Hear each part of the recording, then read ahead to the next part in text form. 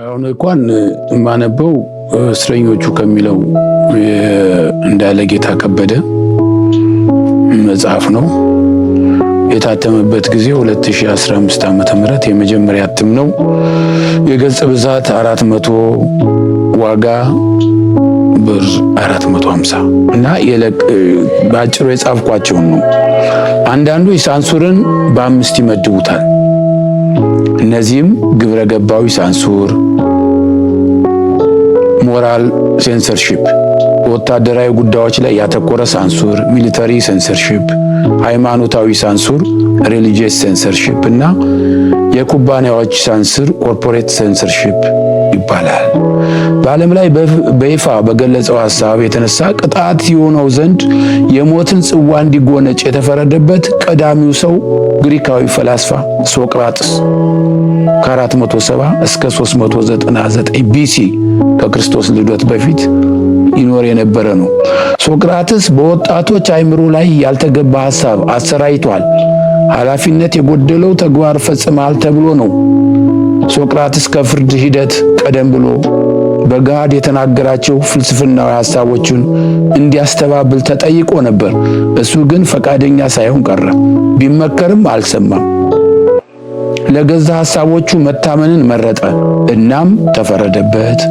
ሞትን በጸጋ ተቀብሎ ባመነው አምኖ ተሰናበተ። ሶቅራጥስ ቻይናዊ ንጉሥ ኪን በታሪክ እጅጉን ተጠቃሽ አፋኝ ነበር። ንጉሱ የፍልስፍናውን ኮንፊሽየስ ከ551 እስከ 479 ከክርስቶስ ልደት በፊት ሐሳቦች በጽኑ የሚቃወም ነበር። በኮንፊሽየስ የተጻፉ መጻሕፍትን አቃጠለ። ይህም መፍትሄ ባለመሆኑ ፍልስፍናውን በቃላቸው የሸመደዱ ደቀ መዝሙሮችን ወደ 460 ተከታዮች ከነህይወታቸው እንዲቀበሩ አዘዘ። ቻይና ሐዘን ላይ ለበሰች። ዕውቀትና አዋቂነት ከመከበር ይልቅ ፍርሃት አዘቅት ውስጥ ገቡ። ይህ ንጉሥ ካለፈ በኋላ ኪን ስላቃጠላቸው መጻሕፍትና ስለገደላቸው 460 የኮንፊሽየስ ተከታዮች ሟቾች መታሰቢያ በአደባባይ ሐውልት ቆመላቸው። ንጉሥ ኪም ከትውልድ ወደ ትውልድ የሚተላለፍ የሞት ደብዳቤ በቻይና ላይ እትም አልፏልና የ10,000 ትውልድ ነፍሰ ገዳይ ተብሎ እንዲጠራ በአዲሱ ንጉሠ ነገሥት ተወሰነ። ዶክተር ጆን ክሊፍ ከ1320 እስከ 1384 መጽሐፍ ቅዱስን ከላቲንኛ ወደ እንግሊዘኛ ቋንቋ ተርጉሞ ለሕዝብ ያቀረበ ነው። ይህም በካቶሊክ እምነት ቀሳውስት አልተወደደለትም። የመጽሐፍ ቅዱስን ቅድስና እንዳረከሰ ቆጠሩት።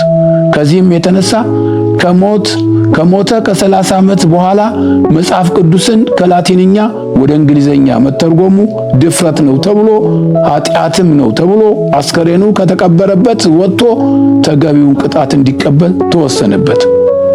ምዕመናኑ በተገኙበት በደሉ ተዘርዝሮ በሕይወት ሳለ ብናደርገው ኖሮ አምላክ ምንኛ በወደደን ተብሎ የክሊፍን በድን አቃጠሉት።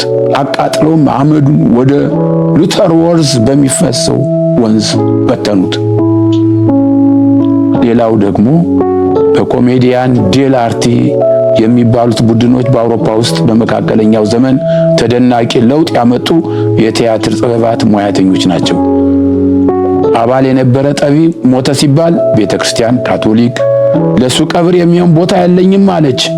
መቼም የትም ለሚንቁን ዕውቅና ለሚነፍጉን ክብር አንሰጥም አለች። በአድናቂዎቿ ዘንድ ቁጣ ተቀሰቀሰ። እናም ቤተክርስቲያኗ ለዚህ ጠቢብ የሚሆን ቦታ እንዳላት በመጨረሻ አስታወቀች። ግን አለች ደግሞ አንዳንድ የአዲሱ ትውልድ አባላት ሳጥናኤል ልባቸው ወደሱ እንዲያዘነብል መረቡን ዘርግቶ እንዳጠመዳቸው ስለተረዳን በሞቀ በደመቀ መልኩ የቀብር ስርዓቱ ቢፈጸም ለኛ ውርደት ስለሚሆን እኛ ደግሞ ሳጥናኤልና ግብረ አበሮቹ እልልታ ሲያንሰው ሲያሰሙ የመስማት ፍላጎት ስለሌለን ቀብሩ የሚፈጸመው በድቅድቅ ጨለማ ነው በማለትም በኩለ ሌሊት ቀብሩ ፈጸሙ። ሌሊቱ ግን ጧፍ በለኮሱ አድናቂዎቹ ብርሃናማ ሆነ፣ ከቀኑ የበለጠ ደመቀ። ሰውየው ኖሮም ሞቶም ሳንሱረኞቹን ጉድም ድልም አደረጋቸው። እንደዚህ ትላልቅ መጽሐፎች ናቸው ያሉት። የተክለ ጻድቅ መኩሪያ የተለያዩ መጽሐፍት አሉ።